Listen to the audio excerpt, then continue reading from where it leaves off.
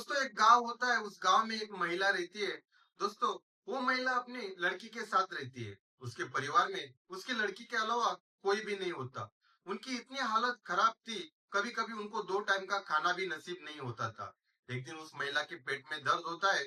उसके बाद वो डॉक्टर को दिखाती है। डॉक्टर उसे शहर के किसी बड़े अस्पताल में जाके इलाज करने के लिए बोलता है। उसके बाद वो महिला कुछ पैसों का बंदोबस्त करके जब शहर आती है, शहर आने के बाद जो उस महिला की लड़की होती है, उसके पैसे कोई चोर चुरा लेता है। उसके बाद अपनी माँ का इलाज करने के लिए वो लड़की ऐसा काम करती है दोस्तों, जिसे सुनकर आप भी हैरान हो जाओगे और आपके दिल में भी दोस्तों इस लड़की के लिए हमदर्दी बन जाएगी।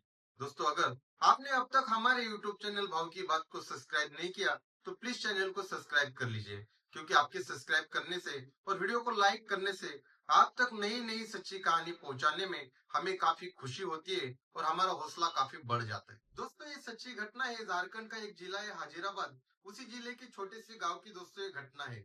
वहां पे एक महिला रहती थी। उस महिला का नाम उमा था और उमा की उम्र करीब 40 साल थी। वो अपनी 17 साल की बेटी के साथ एक छोटे से मकान में रहती थी। उसकी बेटी का नाम दोस्तों मधु था। मधु और उमा लोगों के घर पे काम करते थे और उससे जो पैसे मिलते थे उससे ही उनका गुजारा हो जाता था।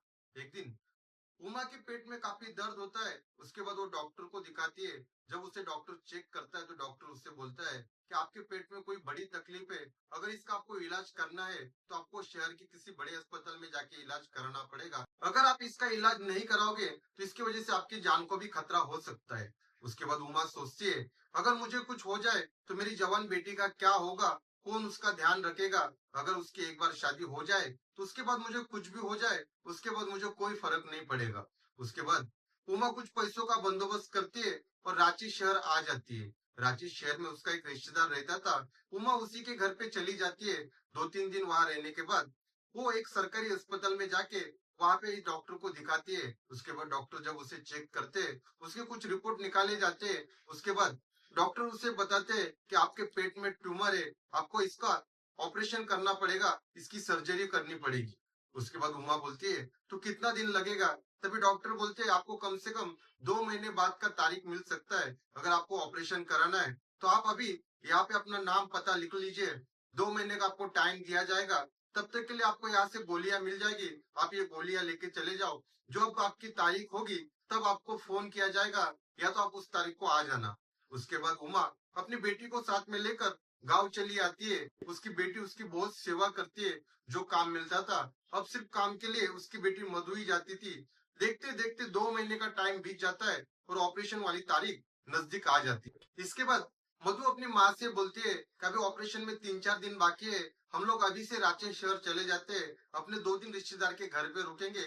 उसके बाद अस्पताल में जाके भर्ती हो जाएंगे। उसकी माँ को भी इसकी बात सही लगती है। उसके बाद उमा अपनी बेटी मधु के साथ रांची शहर आ जाती है और अपने रिश्तेदार के जब घर पे पहुंचते हैं तो उसके रिश्तेदार बोलते हैं कि हम लोग भी अभी 8 दिन के लिए घर से बाहर जा रहे हैं। वैसे भी हमारा घर अस्पताल से काफी दूर है, आपको आना जाना करने के लिए काफी भारी पड़ेगा। इससे अच्छा यही होगा कि आप अस्पताल के ही कोई बाजू में खोली ले लो और वहीं पे रहकर अपना ट्रीटमेंट करा लेना। तभी उमा समझ जाती है कि हमारे रिश्तेदार हमारी कोई मदद नहीं करेंगे। उसके बाद उमा एक खोली ढूंढती है। उसे वो खोली मिल भी जाती है, लेकिन दोस्तों वो जो खोली थी अस्पताल से कम 3-4 किलोमीटर दूर थी। इसके बाद उमा और मधु उस खोली पे चले जाते हैं और दूसरे दिन मधु और उमा अस्पताल आ जाते हैं। उसके बाद उमा को वहां पे भर्ती कराया जाता है। दूसरे दिन उमा अपनी मधु को बोलती है कि बेटा तू खोली पे चले जाना, वहां पे जो हमारे पैसे वो लेके आ जाना और नहा के कुछ नाश्ता भी करके आना। इसके बाद मधु अपनी खोली पे जाती है, नहा धो के कुछ पैसे अपने साथ ले लेती है। उसके बाद जब वो रिक्शे से जब अस्पताल के सामने उतरती है तो देखती है कि उसका पर्स नहीं था दोस्तों।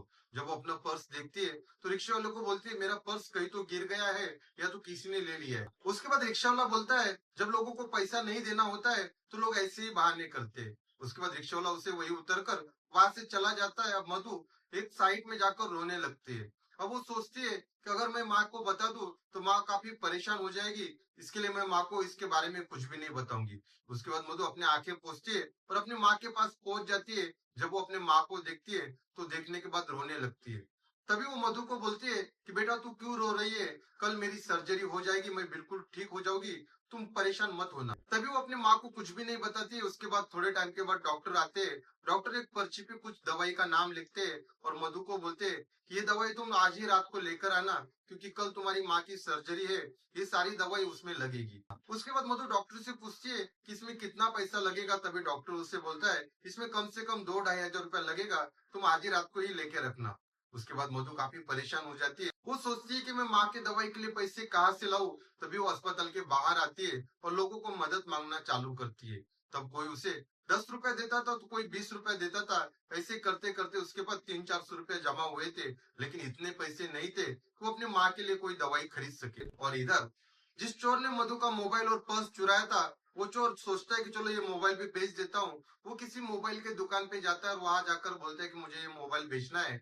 तभी जब वो दुकानदार मोबाइल का लॉक खोलता है और जो मोबाइल पे वॉलपेपर था दोस्तों, उसे देखकर उस मोबाइल के दुकानदार के आंखों में पानी आ जाता है। तब उसे दुकानदार पूछता है कि ये मोबाइल किसका है। तभी चोर उसे बोलता है कि ये मोबाइल मेरा ही है।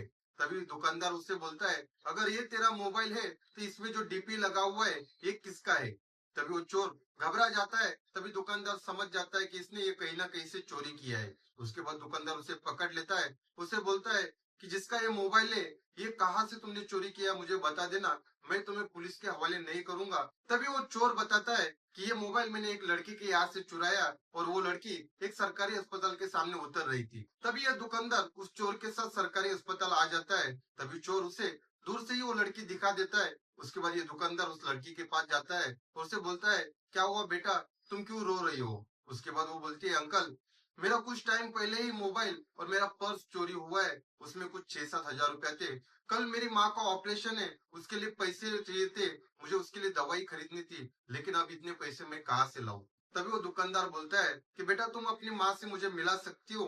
तभी वो मधु बोलती है कि हाँ अंकल मैं आपको मिला सकती हूँ, लेकिन मैंने मेरी माँ को ये नहीं बताया है कि मेरे साथ क्या हुआ है। आप भी मिलोगे तो आप भी मत बताना कि मेरा मोबाइल और पर्स चोरी हुए और अब मेरे पास कोई पैसे नहीं है। उसके बाद मधु उस दुकानदार के साथ अपनी माँ के पास पहुंचती है। जब वो दुकानदार उमा के सामने खड़ा हो जाता है तो उमा के आंखों में पानी आ जाता है और उमा को देखकर इसके आंखों में भी पानी आता है। उसके बाद वो उमा से पूछता है कि उमा तुम इतने दिन से कहाँ थी।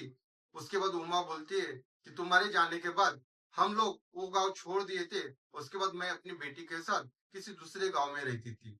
उसके बाद मधु समझ नहीं पाती थी आखिर ये कौन है और ये मेरी माँ को कैसे जानता है। तभी उमा बोलती है ये तुम्हारे पिताजी है और हमें आज से 17 साल पहले छोड़कर कहीं चले गए थे। दोस्तों वैसे तो इस दुकानदार का नाम सुशील था।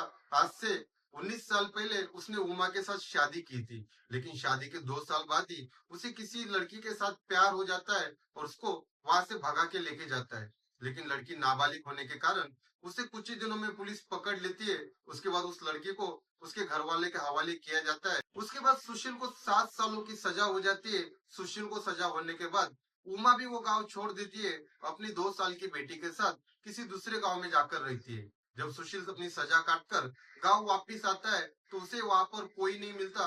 वो काफी छानबीन करता है, लेकिन उमा के बारे में उसे कुछ पता नहीं चलता। उसके बाद सुशील रांची आकर मोबाइल रिपेयरिंग का काम सीख जाता है और वहां पर ही अपनी एक शॉप डाल देता है। सुशील के हाथ में वही मोबाइल आ जाता है जो मधु का मोबाइल चोरी हो गया था। इत्तेफाक से मधु ने अपनी माँ के साथ अपना ही फोटो डीपी पे रखा था। उसकी वजह से सुशील उमा को पहचान लेता है और वो अस्पताल पहुंच जाता है। इसके बाद सुशील उमा और मधु की माफी मांग लेता है। बोलता है भगवान ने मेरी गलती की सजा मुझे दे दी है, प्लीज तुम भी अब मुझे माफ कर दो और मेरे साथ मेरे घर पे चलो। 2 दिन के बाद उमा का भी सर्जरी हो जाता है और कुछ ही दिनों के बाद ठीक होके उमा अपने मधु के साथ सुशील के घर में रहने के लिए चली जाती है। दोस्तों इतने दिनों के बाद सुशील, उमा और मधु अभी अपना काफी खुशी से जीवन बिता रहे हैं। दोस्तों ये कहानी सुनाने के पीछे का मकसद किसी की भी भावनाओं को ठेस पहुंचाना या दुख पहुंचाना नहीं है, बल्कि जो समाज में हो रहा है और हर कहानी से आपको कुछ ना कुछ सीखने के लिए मिले, यही है। दोस्तों अगर इसी तरह की सच्ची कहानी के लिए हमारे YouTube चैनल भाव की बात को सब्सक्राइब कीजिए और बेल आइकन को दबाना मत भूलिए। तब तक के लिए अपना ख्याल रखिए, स्वस्थ रहिए। जय हिंद।